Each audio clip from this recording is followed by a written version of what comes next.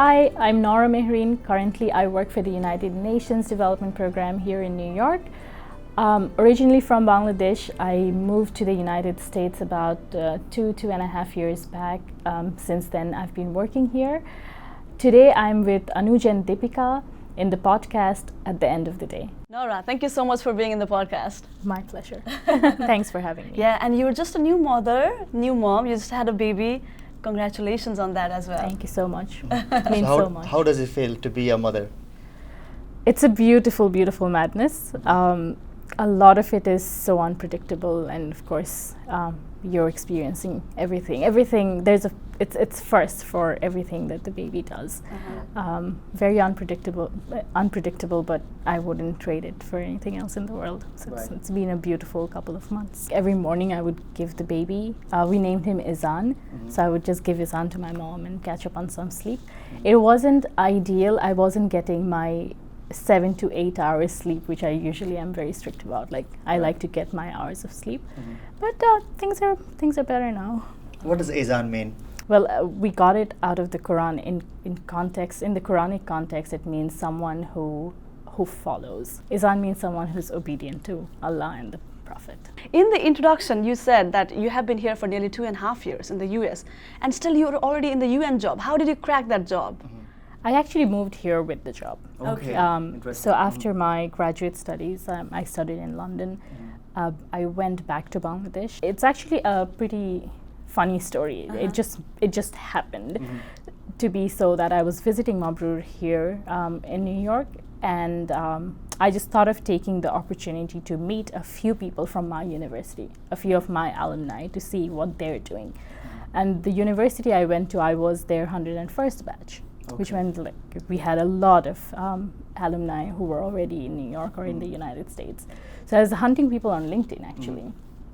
Happened to bump into a few who were with UNDP who had done the same program as me. So I had a target. At that point I was already job hunting, and my target was to reach out to as many people as I could. But of course, after a while I realized just blankly doing it didn't make sense. There had to be a common connection. And I settled for either the Bangladeshi connection or the second was an alum of the universities I've been to. Okay. And I ended up writing to a person who's a very good friend of mine and a colleague at this point. And I wanted to meet him for coffee, to just hear about the work he does. And to be very honest, UNDP is huge idea. I had very little idea of what this department does. Was very lucky to meet him. We had coffee, we had a chat about what he does. So he was doing policy work at UNDP at that point. And we kept in touch. I had already gone back to Bangladesh. This one morning I woke up and I got a WhatsApp message for him saying his team would be recruiting. He said, if you're still interested, look at the open positions. So that's how I ended up applying for the job and eventually making it here. So it was a bit of coincidence, but I guess for me the lesson from this was you really don't know who will be able to help you, but I think what's important is asking for help is always very difficult, and this is something Dipika and I have chatted about. It's very difficult. Sometimes it affects your sense of self-respect. It's you don't want to go and annoy people. True. But at the same time, there are a lot of people out there who like to mentor young people. There's this mentorship angle in a lot of people. So I think it's useful to find a common connection and reach out to people and just to even invest in like a coffee for an hour with a person. Even if you don't end up getting that job, you build a connection, and that's always good. For me, that's how I think my move to New York fortunately has been quite easy. I have bumped into people where it required months of searching for a job. It wasn't always because they didn't have the right skill set. It was probably that the matchup didn't happen. They probably had aspirational roles that they wanted, and some people are very strict about it. Like they would only move to a job because that's what they want to do. For me, I think it was a coincidence. It happened to work out, and I've moved here for the job, and I've been at it for almost 2 years now. You were reaching out to your friends or people who you know on LinkedIn just like that before you went reach out to your friend for a cup of coffee. Help me understand that. So no, these people were not even my friends. So these are people I didn't know. You just reached out to them on LinkedIn. Yeah, I was just looking at LinkedIn has this very useful feature where you can put in your university name and then you can pick the city. Right. So then it was showing me from SOAS, like SOAS alums in New York. I got an entire list, and then I was filtering that down to the United Nations, because from the time I studied economics, I think every person who ends up studying economics, if you ask them, I think a great majority would tell you they want to end up at the World Bank or the United Nations. It's just something that they're taught to do. Right. It is that aspirational job that people want. Right. So for me in particular, that's why I use the filter of looking at who are some SOAS alums who are working for UNDP. And of course, then when I went into their background, I did do a bit of research. I wanted to look at people who did the same degree as me, because it didn't make sense, for example, to talk to someone who's in legal aid, because I have no background in legal aid, or to talk to a statistician, because I don't really have a common connection. So I think for me that worked out pretty well, because we could talk about life at SOAS and then how the degree translated into the job that they're doing here. So we still had a common connection. So I think networking it shouldn't be done that blankly as well, because you shouldn't be wasting someone else's time. So I think just finding a common connection, finding similar interests would be useful, because I did have a few other people that I met and then there was no common connection. So those chats didn't work at all. But how do you reach out to the stranger when you find a common thread? You know? Oh, I would just send that person, like when you want to connect with someone on LinkedIn, you can add Send a note. message. Yeah, something like that. So I would just say, reaching out as a fellow like SOAS alum, would love to chat about and get to know further on your job. Interesting. So, yeah. And I'm sure there has been instances where you haven't heard back from them. For the most part, people don't reply. Yeah. Some people reply. What I've found is people closer to my age, I don't know if it was just a coincidence, but people who were closer to my age ended up responding more. Interesting. It could be that senior managers, I'm sure, are so overwhelmed with their workload, and they probably get, I don't know, 50 on an average of 50 plus emails within a couple of days. So they probably are not as responsive or like as regular on LinkedIn. So there's an entire generation who's missing out on LinkedIn as well. So I think it's more so people who are in their late 20s, 30s. Like that's been my experience, that they've been very responsive on LinkedIn. There is a special line on your LinkedIn profile. I really like that line. If I have to read that, you have said, years down the line, I wish to have the skills essential to become a seasoned development practitioner. What do you mean by that? First, I'll give you a bit of context without naming any organization or any person in particular. What has made me, and I think it's also because I went to a very leftist school for my graduate studies, where the ways of the IMF, the ways of the World Bank, the United Nations is heavily criticized.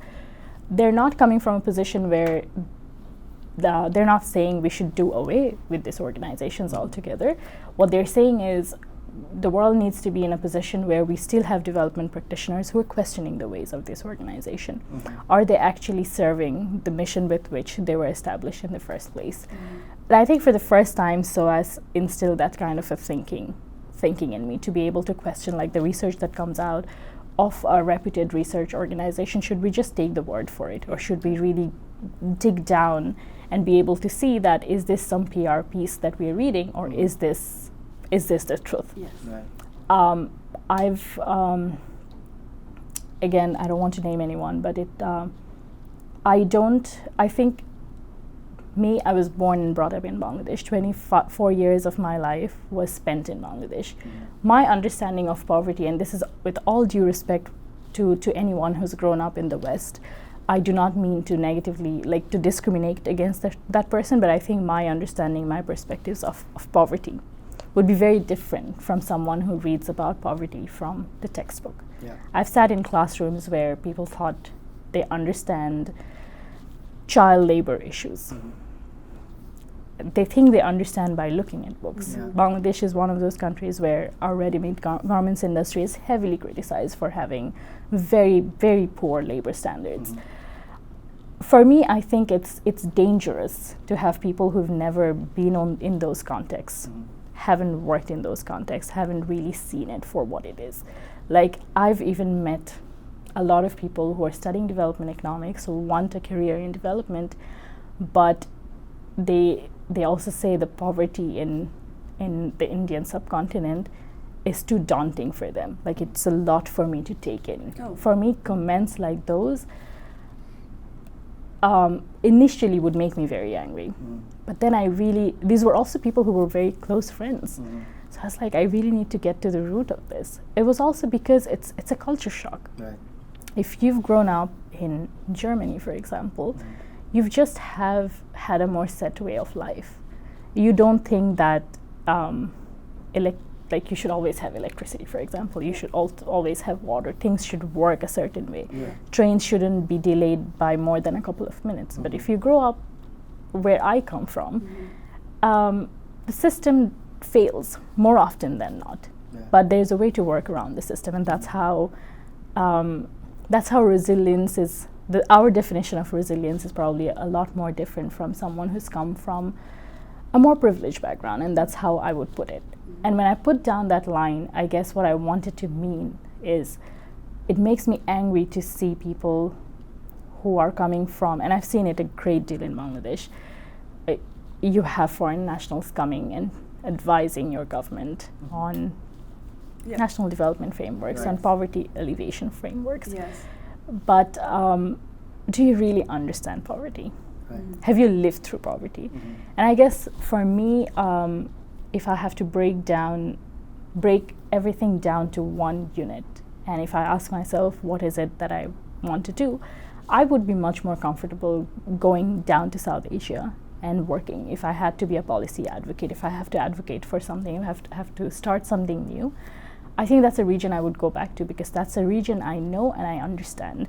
And I would be a lot more cautious if I was placed, for example, in Africa, in Eastern Europe. I have to be a lot more careful because I don't speak the language, I don't get the culture, I haven't lived through it. Right. And I guess it's very important that especially graduate schools that produce a lot of development practitioners, really, they're able to give this message to their graduates, is that there's nothing wrong about being a German national and wanting to work in Bangladesh. There's absolutely nothing wrong about it. In fact, for people who do that, I have a great deal of respect for that. But I think it also should come with a word of caution, that you need to start from ground zero. You need to hear to your stakeholders. You need to be close to the communities you want to work for. I cannot say I want to work for a refugee camp, but then I'm too scared of my safety, Yes. Right. of health issues, Yeah. and not want to travel there. Yeah. And I guess that's why I put it there. Right. So now we have come to almost at the end of the podcast. If anybody wants to pursue the career you are pursuing right now, what advice do you want to give out to them? Anyone who wants to be a development practitioner needs to go down from headquarters to the country levels. You absolutely need to be on the fields. Do the legwork. Yes, absolutely. Right. I think that's my advice. Yeah, that note reminds me of the interview we did of Mr. Kulchandra Gautam, Yeah. the former Assistant Secretary General of the United Nations, and this was his piece of advice. If you want to make a career in international development, you have to go out there in the field and gain that experience, your hands work with dirty. them. Right. Yeah. Thank you so much, Nawra. And yes, if anybody wants to reach out to you for professional guidance, what would be the best way to reach you? I think LinkedIn. Okay. LinkedIn. Let's go by LinkedIn. Okay, so we will tag Nawra's LinkedIn link down below in the description. Thank you so much, Nawra, for your time. Thank you. That was very inspiring conversation. Thank you so much. Thank you so much for your time and for this initiative. I think it's great. Thank you so much. Thank you. And do subscribe to our channel, podcast at the end of the day, on YouTube, Spotify, iTunes, all the platforms you find us. And do log into our website, podcast@theendoftheday.com. Yes, and we would like to thank the English Speaking Union, Andrew Roman New Immigrant Center, ESU, ARNIC for providing us this space. And if you are a new immigrant in the US, Arnik provides free English language classes and professional development classes. So get in touch with Arnik as well. So on that note, it's time to say bye-bye and we will catch you next week. Bye-bye. Hey guys, a quick note. If you have a personal story that you think might be helpful to the newly arriving immigrants in the US, please contact us. We would love to feature you in our podcast. Go to our website podcast@theendoftheday.com and write to us by going to the feedback section. And by the way, if you love this podcast, you can support us with a small donation. Your help will enable us to continue producing more episodes. The link to support our podcast is in the description below.